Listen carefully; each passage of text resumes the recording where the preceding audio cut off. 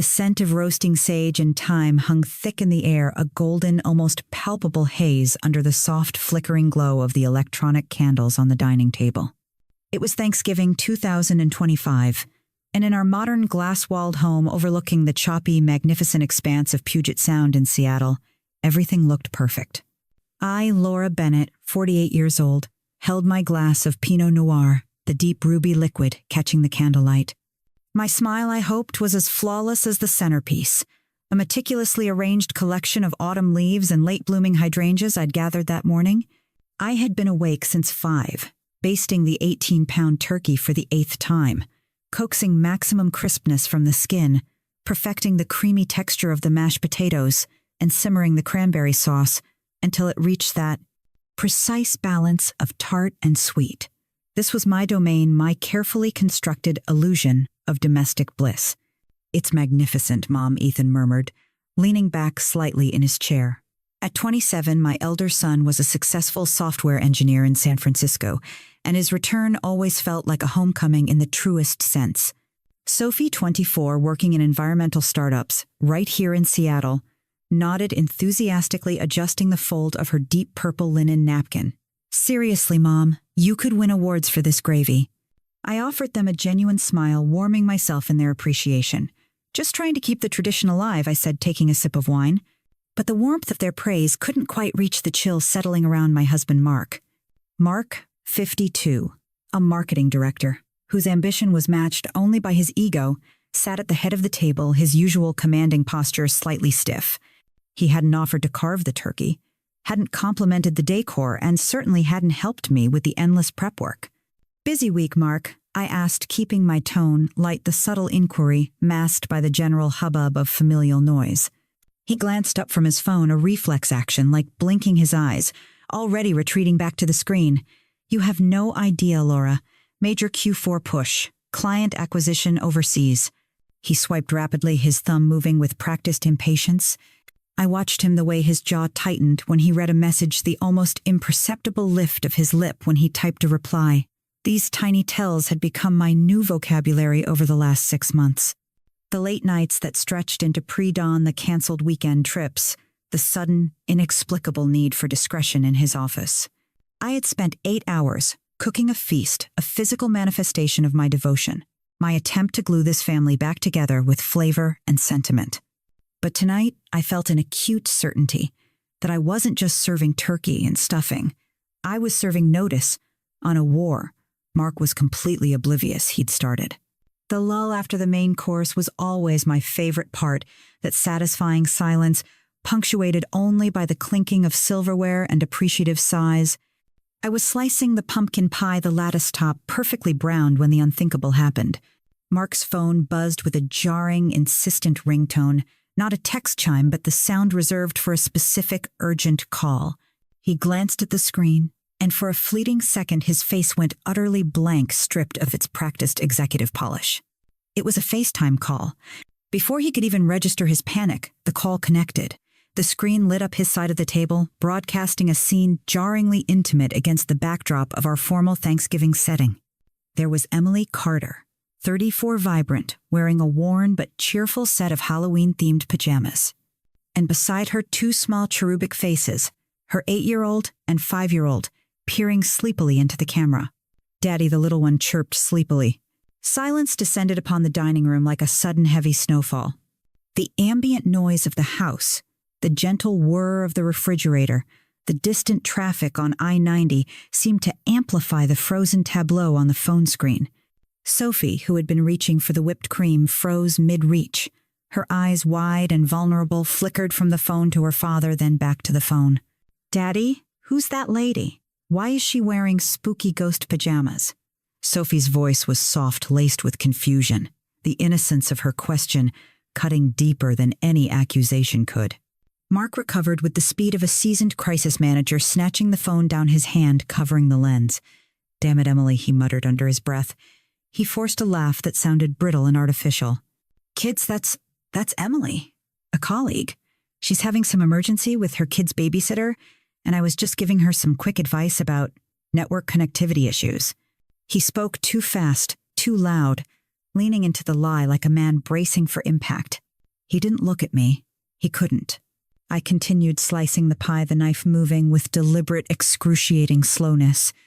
The smell of sage suddenly seemed cloying.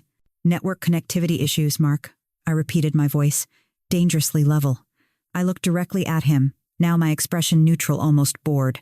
At 10 minutes past 8 on Thanksgiving night, do they not have IT support in Portland? He flushed crimson, darting a warning glance at Ethan, who had gone rigid. Laura, don't be dramatic. It's work. You know how demanding my job is. I know exactly how demanding your job is, Mark, I said, placing the final slice of pie on a silver platter.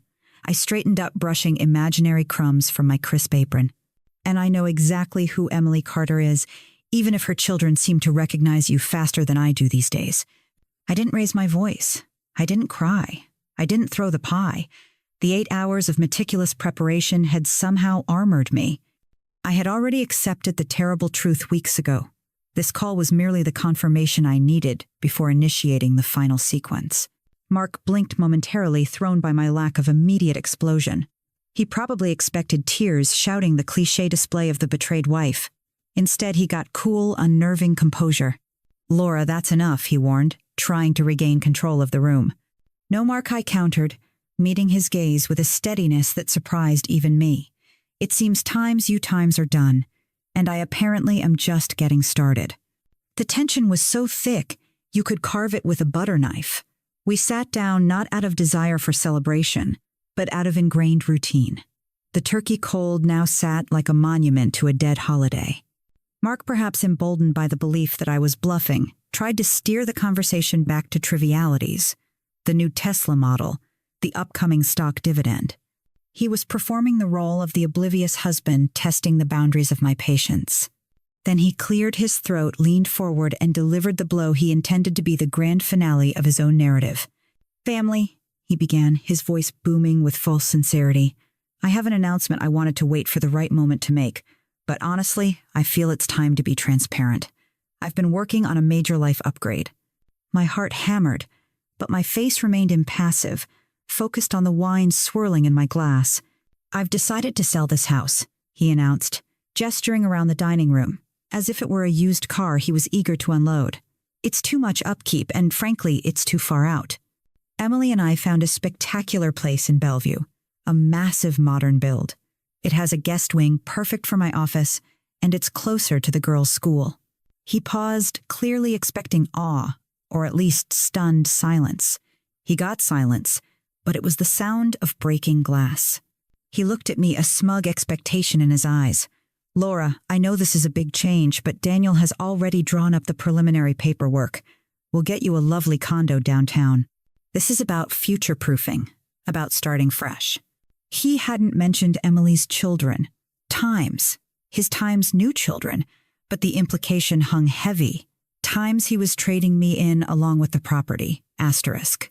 Before I could formulate the cool, devastating response I'd rehearsed in my head 100 times over the past month, Ethan pushed his chair back, so violently the legs scraped the hardwood floor.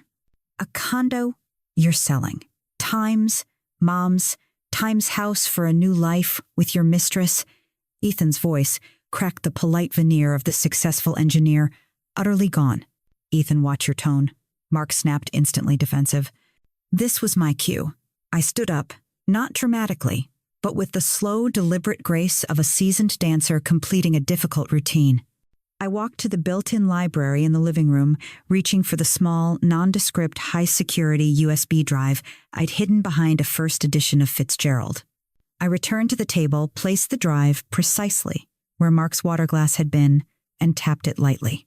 If you like making announcements, Mark, I said, my voice carrying the resonance of cold steel, perhaps you should review this first. Before you finalize any plans to divest my Time's assets. Mark stared at the tiny black rectangle as if it were a live grenade. Confusion battled with rising fear in his eyes. What is this, Laura? Some kind of passive-aggressive drama. It's evidence I corrected. Please use the laptop.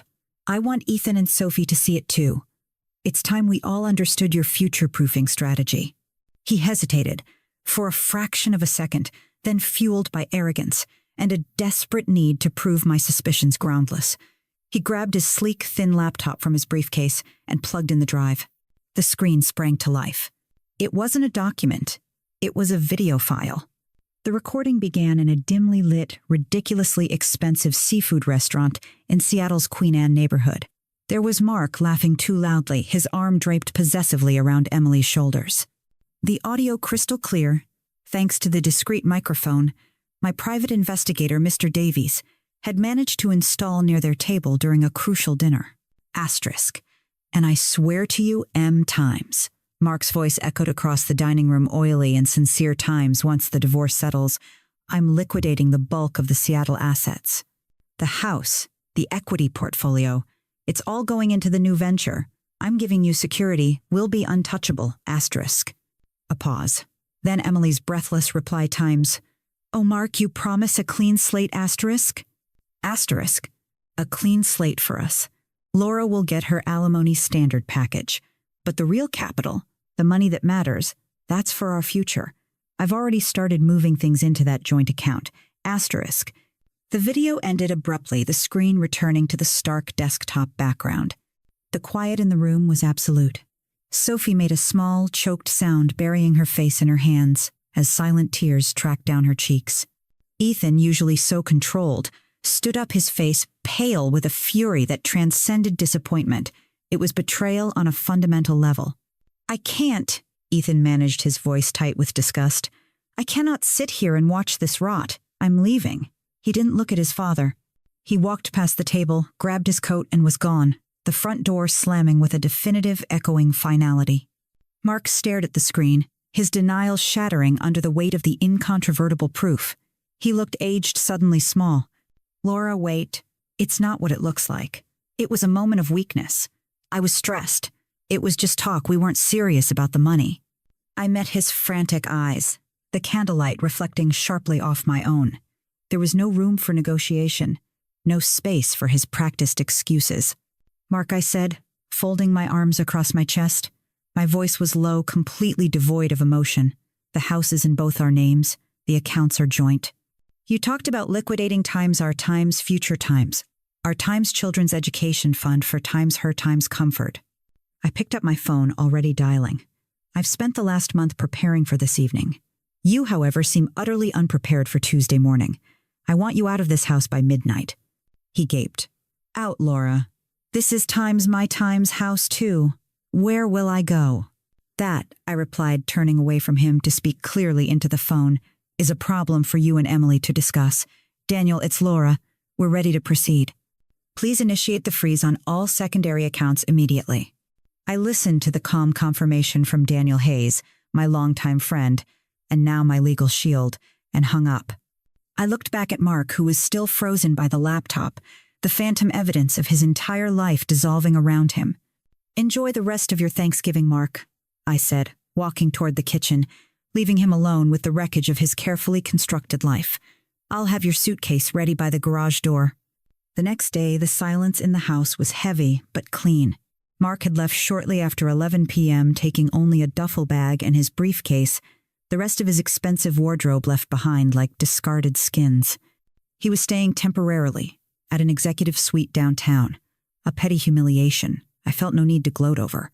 The initial shock had given way to a grim, focused energy. I was no longer simply Laura Bennett, the supportive wife. I was a general mobilizing troops for a siege.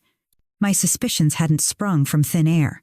They had germinated from tiny, almost imperceptible failures in Mark's performance. The canceled anniversary dinner, our 25th, chalked up to a sudden need to fly to Denver for a merger. The odd deliveries, miniature race cars, glittery pink princess backpacks, an inexplicable quantity of high-end organic children's vitamins arriving at his office mail drop. I hired Mr. Davies, the private investigator, 3 months ago, just after he forgot our joint investment portfolio review meeting for the third time. Davies was meticulous. He delivered the evidence not just in surveillance photos, but in meticulous financial breakdowns.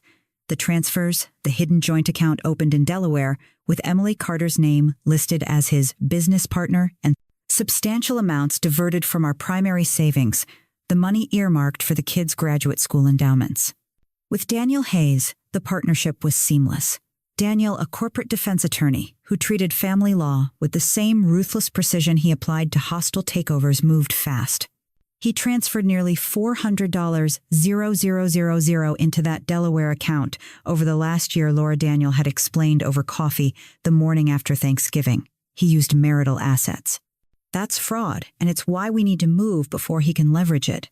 Can we stop him? I asked, the word stop tasting like grit in my mouth. We can do better than stop him. We can bankrupt his leverage. The following Tuesday, while Mark was attending a mandatory departmental meeting at his firm, Daniel executed the maneuver. He filed an emergency injunction targeting the Delaware account based on evidence of marital asset dissipation intended to defraud a spouse. The funds were frozen instantly. The fallout was spectacular, though I only saw the ripples secondhand. Mark's subordinate, overhearing the frantic, hushed phone calls Mark took during his presentation, mentioned the disruption to HR. Later that afternoon, the call came to Mark's office. He was escorted out, his access cards deactivated, his career abruptly terminated for gross misconduct and fiduciary irresponsibility.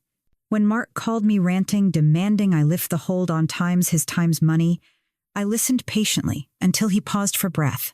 Mark, the only money you need to worry about is the settlement Daniel is preparing for you, I informed him calmly. And considering the video evidence and the attempted asset stripping, I suspect that settlement will look rather lean. He didn't call back for days. Meanwhile, my own metamorphosis was underway, fueled by necessity and a surprising surge of adrenaline. I had always defined myself by my relationship to this house and this man. Now I had to define Laura Bennett on her own terms. I called a contractor. The beige walls in the living room, Mark's favorite color, were painted a deep restorative sea blue, the color of the Sound, on a clear day. Mark's spacious, mahogany-lined home office, the fortress where he had conducted his lies, was stripped bare. The heavy desk was gone. In its place, I installed floor-to-ceiling windows and turned the space into a sunlit yoga and meditation studio. I found a profound, almost meditative calm stretching on the mat where Mark used to sign fraudulent documents. My professional life, which had been a part-time commitment to the local children's literacy nonprofit, became full-time. I started volunteering at the Seattle Women's Shelter, using my organizational skills to streamline their intake process. Being surrounded by women who had survived far worse than infidelity gave me perspective. My pain was real, but it was not terminal. Ethan and Sophie were my steadfast allies. Ethan flew back from San Francisco the weekend after Mark left. He spent an hour helping me repaint the entryway, his hands usually covered in fine metal dust from server components now smeared with primer. "I'm so sorry, Mom," he said, stepping back to admire his work. "I should have seen it sooner." "You were busy building your own life, honey. That's what parents want," I said, handing him a brush. "Mark just didn't want us to build ours without him." Sophie, naturally sensitive, struggled most initially. She missed the stability, even if it was fake. But her anger manifested as fierce loyalty. She spent hours with Daniel poring over financial disclosures, learning the language of litigation. If he tries to claim he needs the Bellevue house for stability for the children, we counter with the fact that he already abandoned them here. Sophie declared one evening, her eyes shining with intelligent focus. "The support from my children was the scaffolding that allowed me to rebuild. I was no longer surviving. I was actively engineering my survival." The legal battle was grinding, expensive, and utterly necessary. Mark was refusing to negotiate, reasonably clinging to the fantasy that he could salvage his career and still claim half the marital estate. He was relying on the fact that I would never want a public spectacle. He was wrong. The final straw came when Daniel presented me with evidence of Mark's attempt at outright forgery. A pre-sale agreement for the house, dated 2 weeks before the Thanksgiving dinner, a document ready to be filed the day after we were supposed to celebrate gratitude. His signature on the authorization to proceed, co-signed by Laura Bennett, was a clumsy, obvious fake. "He's desperate, Laura. He forged your signature. That crosses from infidelity and financial misconduct into outright criminal fraud," Daniel advised gravely. "We can serve him with the injunction to prevent the sale, but I think you need to take this to his employer." "His employer," I repeated, surprised. They fired him for misconduct, but they didn't see the full scope. A forgery, this blatant tied to marital assets, looks toxic to any major corporation. He's leveraged his professional reputation against your signature. Let's show them what their former director of marketing is really capable of. I agreed immediately. I wasn't interested in small revenge. I was interested in finality. 2 weeks before Christmas, I walked into the lobby of Mark's former firm, Bennett and Steele Marketing Solutions, a monolithic glass tower downtown. I was dressed impeccably in a slate gray suit, carrying a slim leather portfolio. I bypassed reception, claiming an emergency meeting with the head of legal counsel. Mark was pulled out of a supposed internal audit, meeting a pathetic attempt to keep him busy while HR finalized paperwork. He saw me standing there calm waiting, surrounded by 2 of Daniel's paralegals who held thick binders. "Laura, what in God's name are you doing here? This is harassment," Mark hissed, pulling me into a nearby empty conference room. "Harassment is trying to steal my house based on a forged document, Mark. This," I indicated the binders, "is due process." I laid out the evidence on the polished table, the forged signature document, side-by-side comparisons from forensic experts, the correspondence with the realtor. "I'm not here to argue divorce terms," I stated, my voice carrying into the silent room. "I am here to ensure that when the divorce court reviews your character, they see the full picture of your integrity. You defrauded your company by using their infrastructure to plan your escape, and you attempted to defraud me through forgery." He tried to snatch the papers. I was faster. "If you attempt to leave this building without signing the confession regarding the signature forgery, I will have Mr. Davies deliver this entire package directly to the King County Prosecutor's office by 4 p.m. today. Your severance package will be canceled, and your next opportunity will be applying for parole, not a director role." The fight drained out of him instantly. He slumped into a chair, the air rushing out of his arrogant shell. He signed the confession, a shaky, almost illegible scrawl, confirming that the signature on the home sale authorization was entirely his own fabrication. The fallout was swift. Mark was not only fired, the firm agreed to cooperate fully with the prosecution in exchange for immunity from any future claims of complicity. The forgery scandal destroyed any remaining sliver of professional reputation he possessed. When Emily Carter heard the news not from Mark but from a gossip column in the Times, Seattle Times that reported on the executive misconduct scandal, her ambition finally trumped her need for a sugar daddy. She wasn't interested in being tied to a man facing potential fraud charges. 2 days after Mark's confession, the lawyer representing Emily contacted Daniel. Emily was withdrawing her relationship with Mark entirely. She was taking the children, moving to Portland to live with a distant cousin, and seeking no further contact or financial association with him. The irony was painful. Mark had destroyed his marriage and his career for a woman who vanished the moment his bank account looked suspect and his legal troubles mounted. Mark called me one last time from a cheap payphone booth near a bus station as his temporary executive suite lease had expired and he couldn't afford another night downtown. "She left me, Laura." He wept, the sound pathetic and small. "I lost everything." "You didn't lose everything, Mark," I corrected him, standing in my newly blue living room smelling the rosemary I was using for an impromptu roast chicken. "You lost what you stole from us. What remains the house, the trust accounts Daniel protected, that remains for our children and for my security." I didn't feel the fierce, satisfying burn of revenge I thought I would. Instead, there was a profound, quiet relief. The war was won not by destroying him, but by securing the perimeter. "I hope you find what you're looking for, Mark." "And what is that?" he asked, his voice hollow. "Peace," I said. "And I hope you realize how much work that takes." I hung up, disconnected my cell phone, and then deleted his number from my contacts. I did not wait for the divorce to be finalized. I simply began living as if it were. The year 2026 unfolded in shades of deep blue and vibrant green.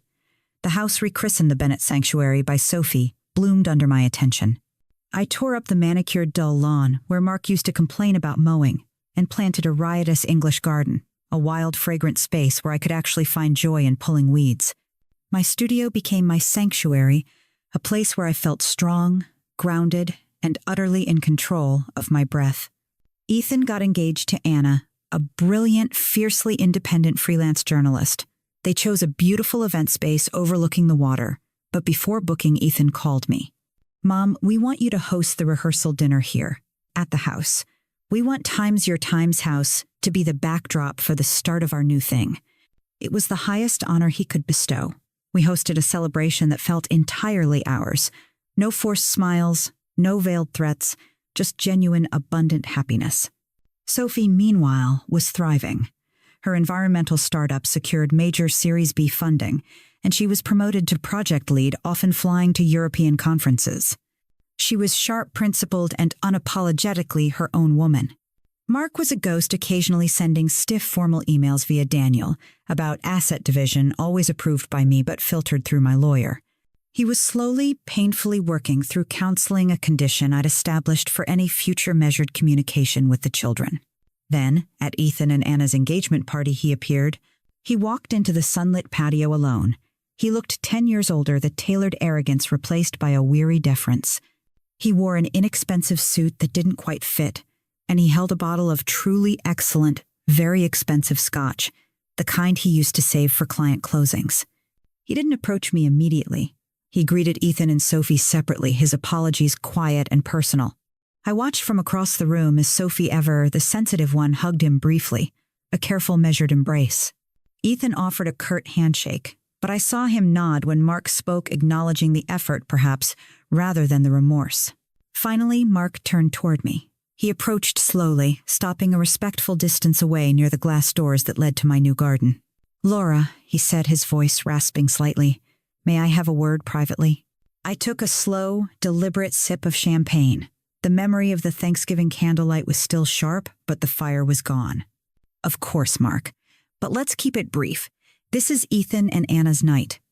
We stepped out onto the cool slate patio. The view of Puget Sound was breathtaking, clear, and vast under the twilight sky. "I'm not looking for reconciliation," he began, running a hand over his thinning hair. "I know I destroyed that possibility. I deserve that loss." "You certainly did," I agreed, my tone professional. I needed you to know that I understand now. What I did wasn't just a mistake. It was a massive failure of character. I sacrificed everything real for something cheap and temporary. I've been in therapy for 6 months. I lost my job, my partner, and nearly my relationship with my children because I couldn't manage my own ego. I'm trying to become someone capable of being a father to Ethan and Sophie again, even if that means accepting zero contact from you. I studied him. He wasn't performing. The mask was off, revealing the scared, flawed man underneath. It was humbling in a way. "Your children are giving you a chance, Mark. A tentative one. They're adults now, and they get to decide how much access you earn. I won't stand in their way, but I won't facilitate it either. And you, Laura?" I looked past him toward the lights of the city shimmering across the water. I didn't feel pity, nor did I feel triumph. I felt free. "I am no longer the woman you betrayed, Mark. That woman is gone. She was too busy planning dinners and worrying about your schedule to plan her own life. I am Laura Bennett, and I am building something new, something based on my own strength, not your approval." I gave him a small, non-committal nod. "Go enjoy the party, Mark. Be present with the children." I turned and walked back into the warm, noisy embrace of my family. I found Ethan and Anna laughing, Sophie raising a toast to the happy couple, and the whole scene bathed in the soft, genuine light of earned happiness. I walked to the balcony, overlooking the water, the air crisp and clean against my face. I lifted my glass of champagne, no longer the rigid performance of gratitude, but a genuine salute to survival. I took a slow sip, feeling the bubble of celebration rise in my chest. The house was still mine. The future was mine. Mark was left behind, facing the long, hard road of earning back the respect he so carelessly threw away. But that was his journey. My journey, I realized, was about savoring this moment, the quiet victory of rising from the ashes, not as a phoenix seeking vengeance, but as a woman finally wholly and wonderfully herself. The finality of the silence was beautiful.